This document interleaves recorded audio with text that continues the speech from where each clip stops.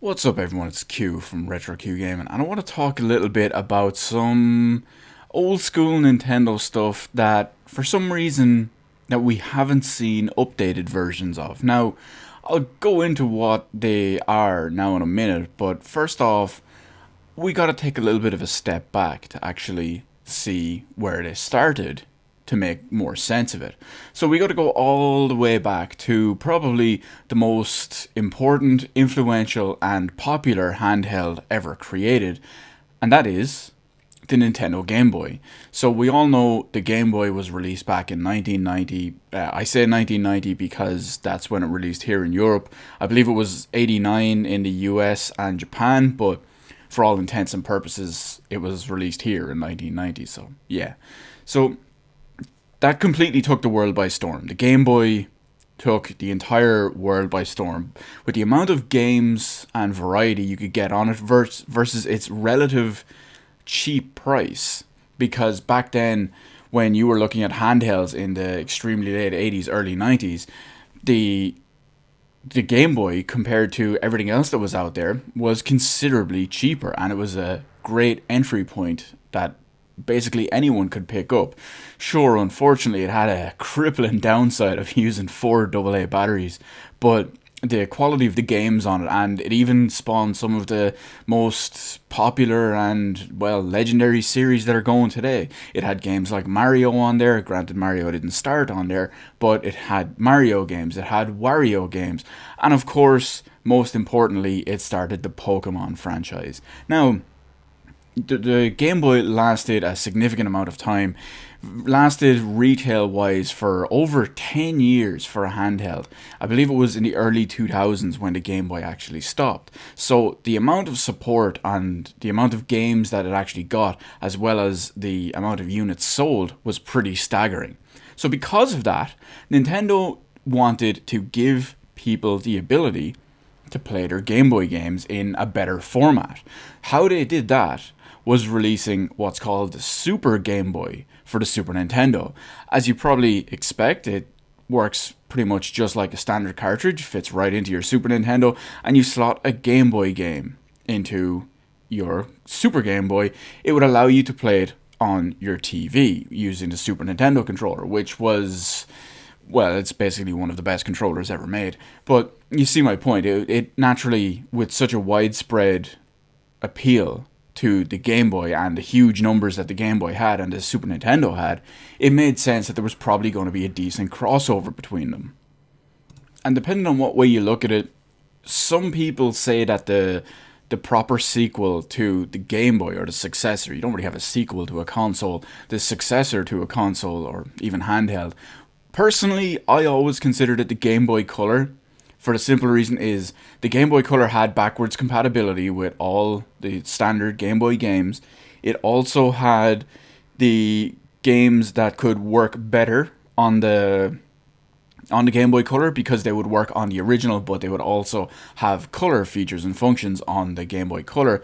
And of course, the main reason I consider it the proper successor is that there were Game Boy Color exclusive games, in the sense that they would not work on previous Game Boy hardware. Some of the other ones, like, let's take for example Harvest Moon, one of my favorite Game Boy / Game Boy Color games.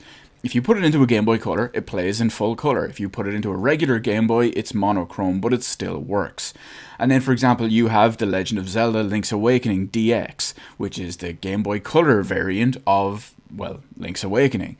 And if you play that version, the Link's Awakening DX, Deluxe, I should call it, on a Game Boy Color, you get access to a color challenge, an extra dungeon that utilizes the colors to get through some of the challenges and puzzles and fights.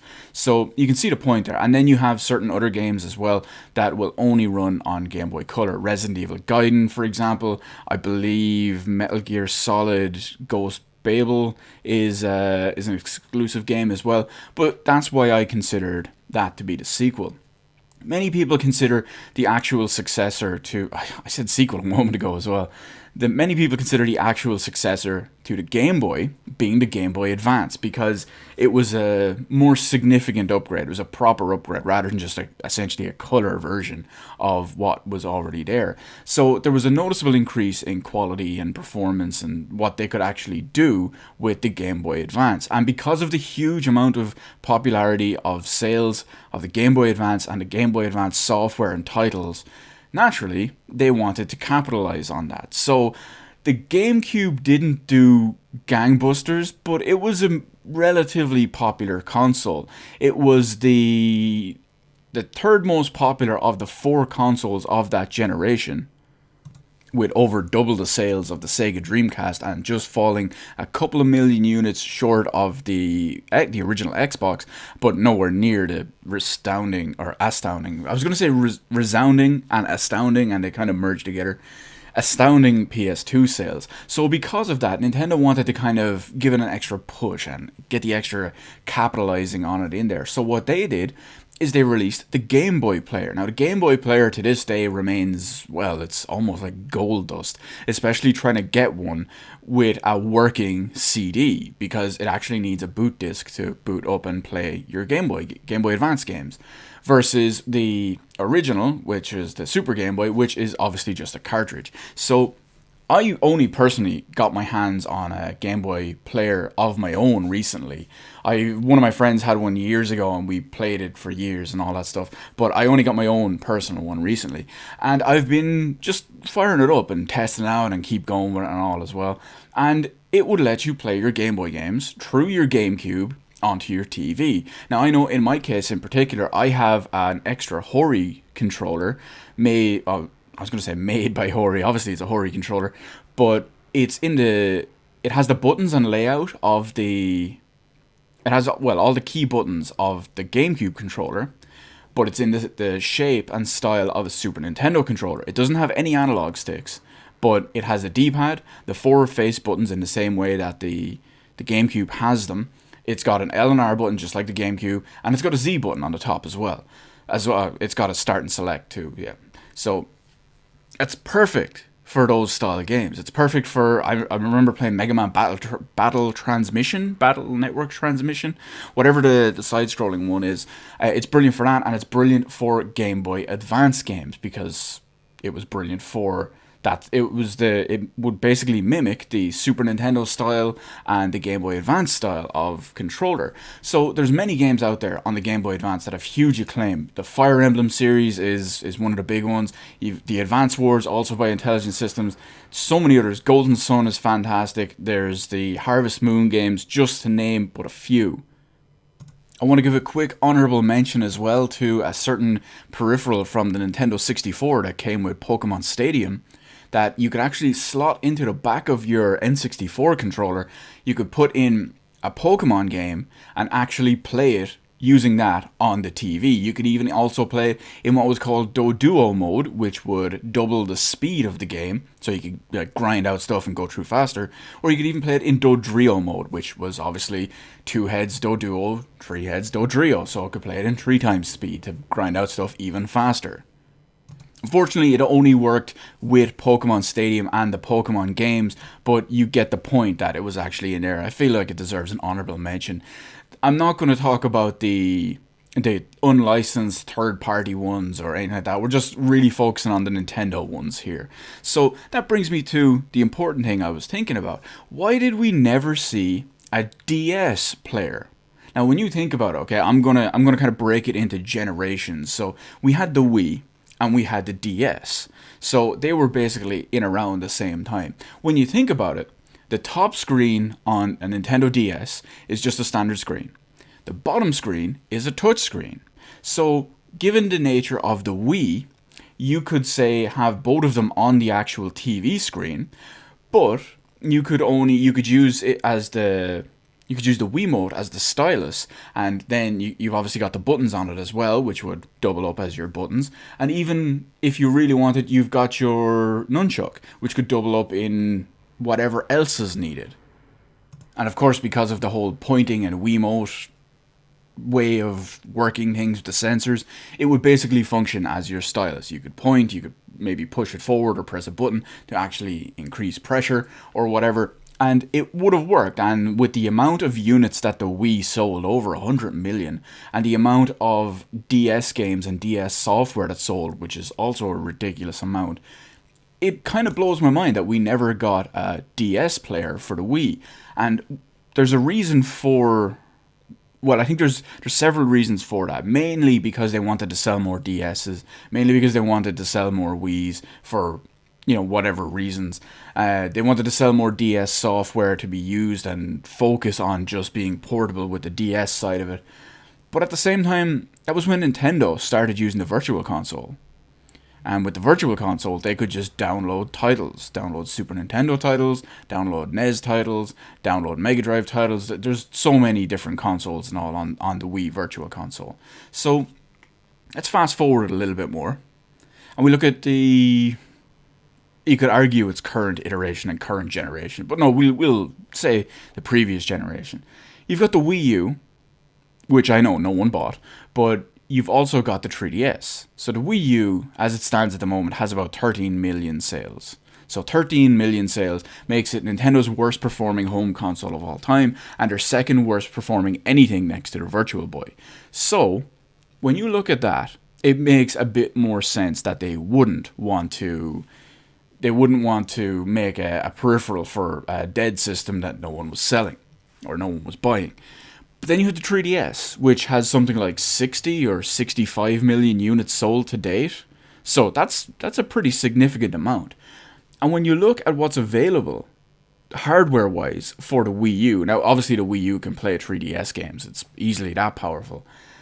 But when you look at the tablet controller, that could function as your bottom touchscreen. For example, with the DS, and the 3DS was in the same way, your top screen was not interactive, it was just to see what was going on.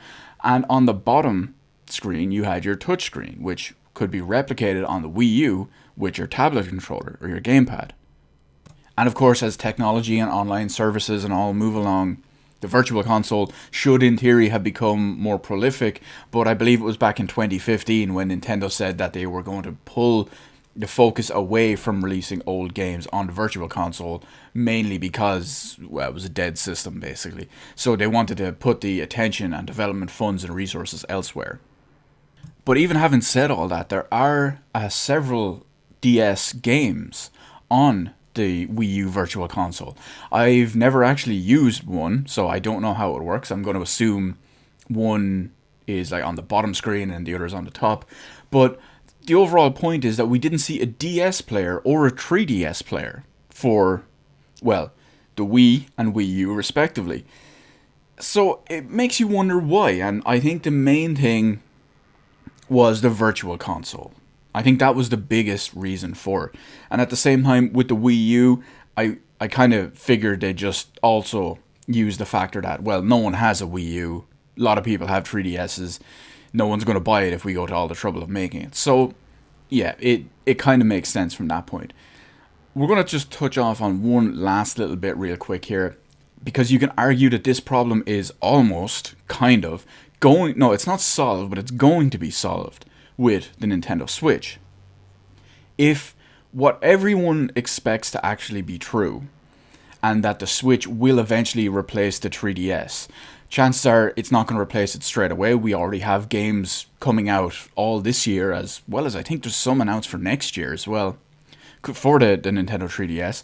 I don't think developers and publishers are going to shy away from the 3DS just yet, because let's face it, the 3DS has over 60 million units sold. The Nintendo Switch has something like 3 million units sold at the moment. Now, let's fast forward a year, maybe the Switch is up to, I don't know, maybe 20 million, and the 3DS sales have extremely dropped off and slowed down. At that point, it makes perfect sense that developers would want to make games exclusively for the Nintendo Switch rather than just put their old games on 3DS. So, in the case of that, while sure you won't have a 3DS player for the Switch, or who knows, maybe you might eventually, but overall you won't have one for the Switch, the problem will be possibly solved in the future, because something that would have come out as a 3DS game will now come out as a Switch game.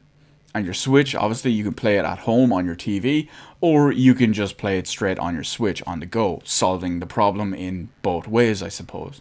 So, That's it. The video has gone on for a bit longer than I expected.